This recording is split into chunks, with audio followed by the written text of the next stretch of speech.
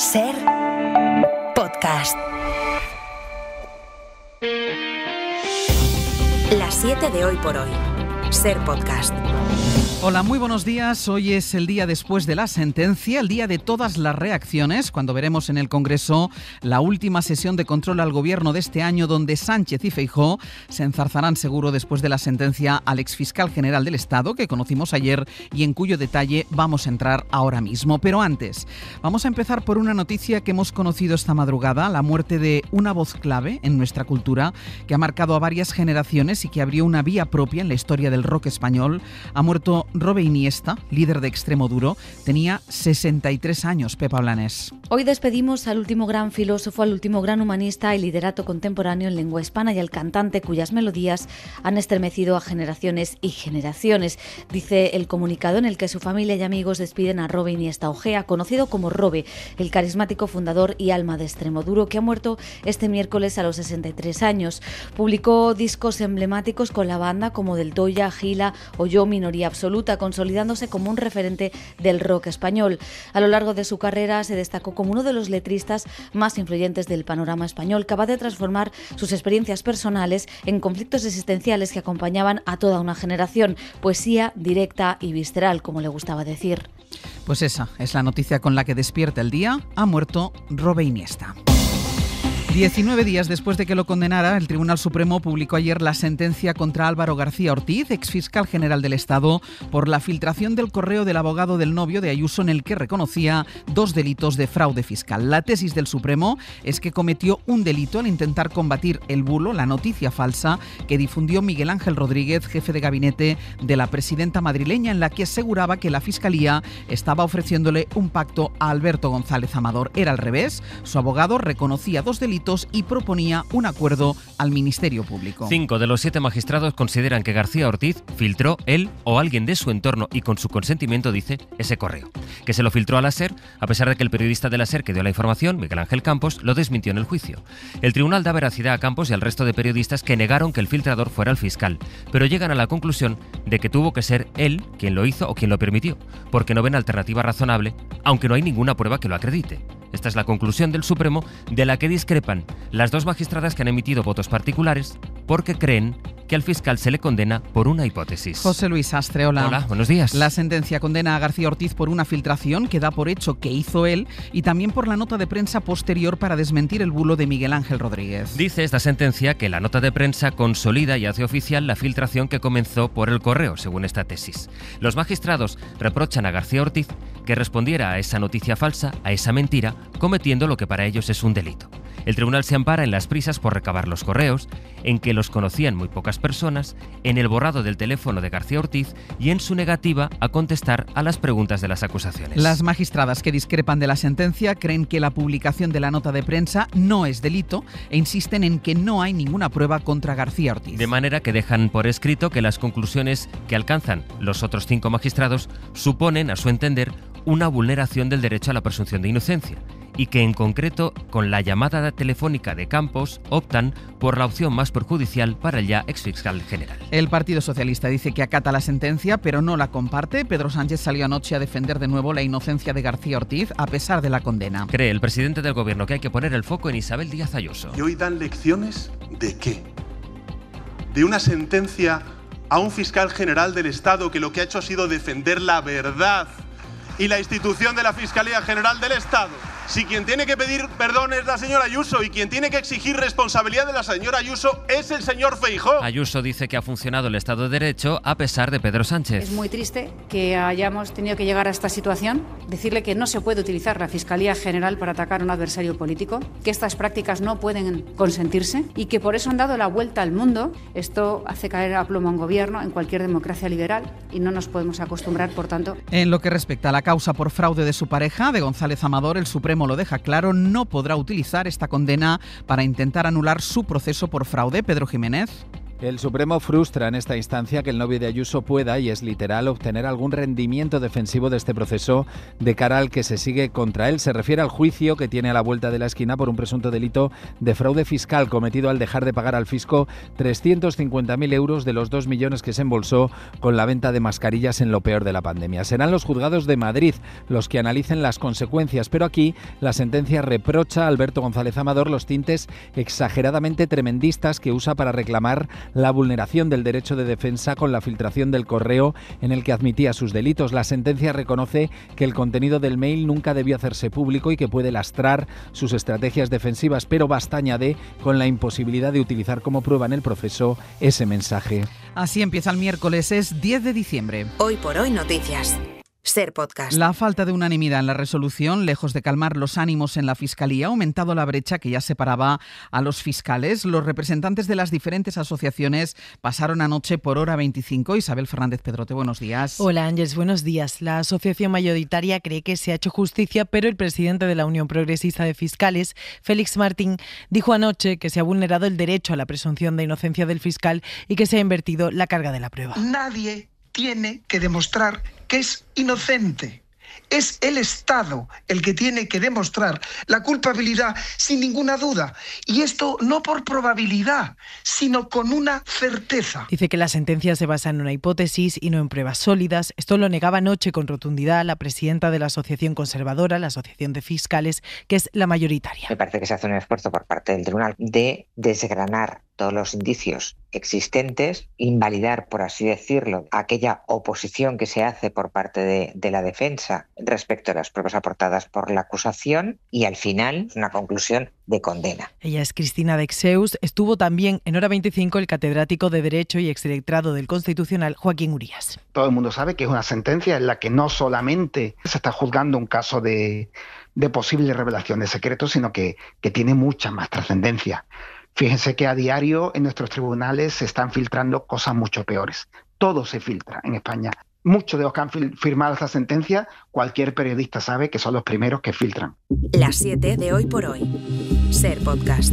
El hombre que redactó los protocolos para residencias de ancianos durante la pandemia en Madrid, los famosos protocolos de la vergüenza, declaró ayer ante el juez que él sí advirtió de que eran discriminatorios. Ayer tenían que declarar otros 2 exaltos cargos, pero no se presentaron. Entre ellos el responsable de firmarlos, que era Carlos Moore. No declaró ni él ni el entonces responsable del Suma 1-2, porque el juzgado no es capaz de localizarlos. La acusación va a pedir una orden de busca y captura. Radio Madrid, Lidia Payo. Martínez Peromingo, que fue quien redactó los protocolos, declaraba este martes que eran discriminatorios y que así lo avisó en reiteradas ocasiones.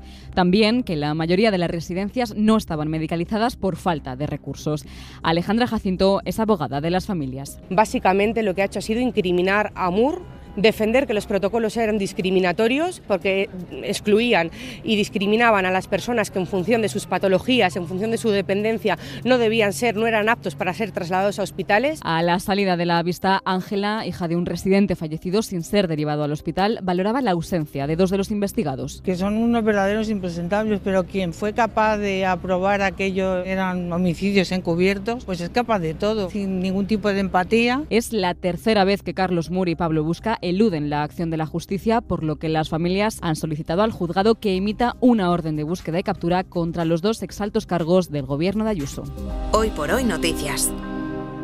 Ser Podcast. El Ministerio de Sanidad va a poner la lupa sobre el Grupo Quirón en la Comunidad de Madrid. Casi 1/3 de los hospitales públicos en España están ya gestionados por empresas privadas y ahora el Ministerio de Mónica García quiere ampliar la investigación por el caso de Torrejón a todo Madrid. Preocupan varios puntos de España, sobre todo la capital y la Comunidad Valenciana. Mariola Lourido. La ministra de Sanidad considera que Madrid y en menor medida Valencia representan los desmanes y la depredación que están haciendo las empresas privadas de la sanidad pública. Mónica García ampliará la inspección iniciada en Torrejón también a los hospitales madrileños gestionados por Quirón, el grupo relacionado con el novio de Ayuso. No son rencillas entre directivos, es el resultado de un modus operandi que intenta parasitar nuestro sistema público a través de la cuenta de resultados de las empresas privadas. Quirón y Rivera son las 2 caras de la misma moneda. La colaboración público-privada ha pasado de ser un recurso excepcional a una práctica estructural, advierte un informe de Sanidad. El 30% de los hospitales del Sistema Nacional de Salud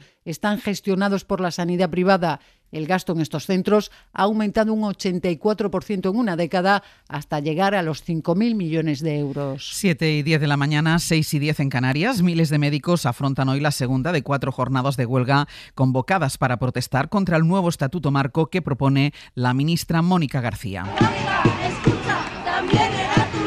Según los convocantes, el seguimiento ha estado por encima del 60%, por debajo del 35%, según los gobiernos regionales, y con servicios mínimos del 100% en urgencias. La ministra insiste en que el texto incorpora todas las demandas de los profesionales que están en su mano atender, porque otras dependen de las comunidades o incluso de otros ministerios. Coincidiendo con esta huelga, Cataluña atraviesa la que es ya su peor epidemia de gripe de los últimos 15 años. Desde hoy es obligatorio llevar mascarilla en los centros de salud, hospitales y residencias de mayores como medida para intentar frenar los contagios. La previsión es que el número de contagios e ingresos siga subiendo. Radio Barcelona, Soledad Domínguez. El incremento de casos de gripe empezó hace 6 semanas, pero en los últimos 7 días el crecimiento dibuja una curva casi vertical. Se han detectado 308 casos por cada 100.000 habitantes. La semana anterior hablábamos de 138 casos. Por grupos de edad, donde el virus está circulando más intensamente, es entre los niños de hasta 14 años, aunque la mayoría de hospitalizaciones afectan a los mayores de 60. El pico de contagios supera el de las 3 temporadas anteriores. Por eso Salud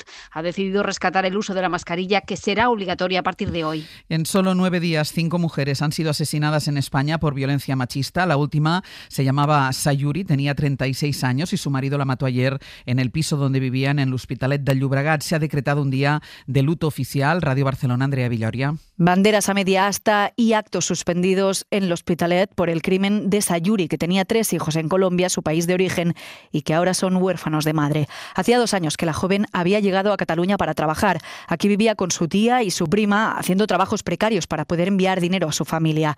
En marzo llegó también su marido, que ayer a las 6:30 de la mañana la asesinó. Tuvieron que ser sus familiares desde la calle, ante el piso que compartían con ella y que revisaba la policía, quienes dieran la mala noticia a los padres de Sayuri por teléfono, entre lágrimas y sollozos y sin ningún tipo de ayuda psicológica ni municipal ni de la policía. Hoy por hoy noticias.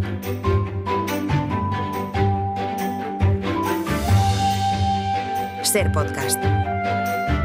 Hoy las noticias en este tramo de radio llegan desde Extremadura con José Emiliano Barrena. Buenos días. ¿Qué tal? Buenos días. Y desde Galicia con Ricardo Rodríguez. Richie, buen día. Hola, buen día, Ángels. Voy a empezar contigo con esa sorpresa que ha dejado los temporales, porque en Muxía se ha descubierto una baliza enorme, que acabo de ver la imagen, sí, de 6 metros procedente de Estados Unidos. Una enorme baliza de las que se utilizan para señalar las entradas y salidas en los puertos ha aparecido en un acantilado de la playa de Nemiña, en Muxía. Lo curioso, Ángels, es que esa baliza procede de algún puerto estadounidense y llegó a la costa gallega arrastrada por los fuertes temporales. 6.000 kilómetros de distancia ha recorrido a través del océano, la distancia que separa ambas costas, hasta ser descubierta este martes por un antiguo percebeiro. La virulencia de los temporales no ha afectado, eso sí, a la placa de la baliza, que sigue luciendo con el nombre de procedencia. Las olas la dejaron encajonada contra las rocas en un lugar que se conoce como Furado Grande, en la punta de Almacén, un agujero grande que ahora está cubierto por esa enorme baliza de color rojo. Realmente es que es enorme, arrastrada durante todos estos kilómetros.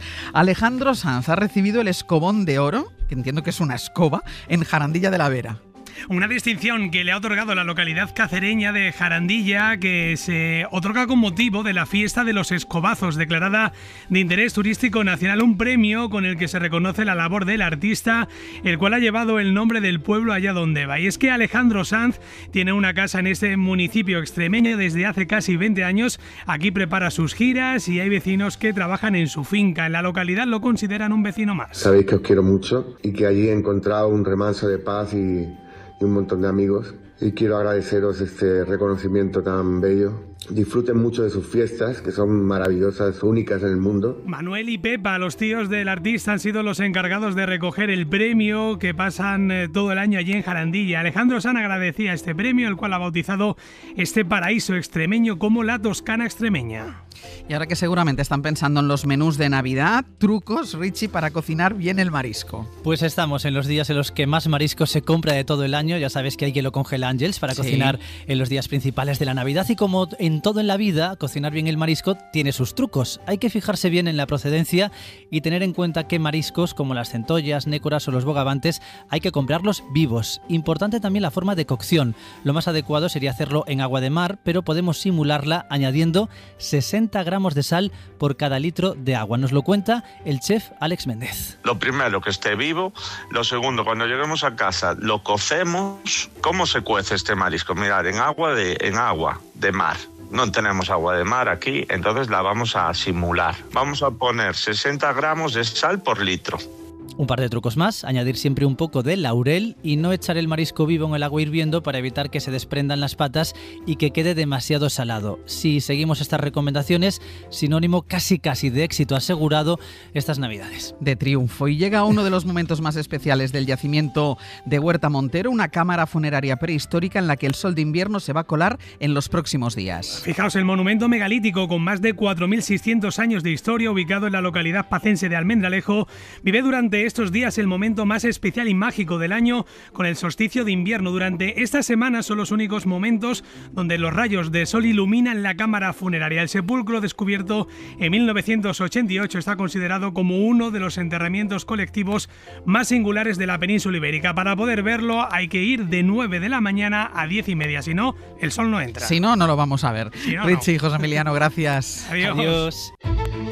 Y vamos ya con nuestra recomendación cultural para empezar el día. Hoy Pepa Blanes nos propone la segunda parte de una serie. Después de una primera temporada que fue todo un éxito de crítica, premios y espectadores, vuelve La Ruta, la serie que se centraba en esa ruta del bacalao valenciana y en los jóvenes que la vivieron. Ahora hemos cambiado de década, estamos en los 90 y despacio nos vamos a Ibiza. Dentro de Ibiza hay como varias Ibizas, ¿vale? Como contenidos, por lo menos 5. Alex Muner sigue siendo el personaje que vertebra esta ficción creada por Borja Soler, donde le vemos enfrentarse a una crisis de madurez ante la paternidad, mientras compite con los DJs ingleses que han colonizado la isla y recuerda a su padre, al que nunca conoció. El contexto de esa Ibiza nos permitía realmente explorar muchas cosas y ya os digo, o sea, a nivel emocional de estos personajes que se encuentran allí, ¿no?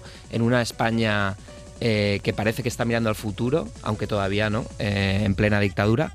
Pero hay esta especie de oasis que significa Ibiza, ¿no? La serie transita entre los 90 y los 70, cuando empezó en pleno franquismo la construcción masiva en una isla que hoy grita ayuda por todos lados, infectada de turistas y de ladrillo, y de nuevo la fiesta y la música tienen en esta temporada un gran papel. Para no perderte ningún episodio, síguenos en la aplicación o la web de la SER, Podium Podcast o tu plataforma de audio favorita.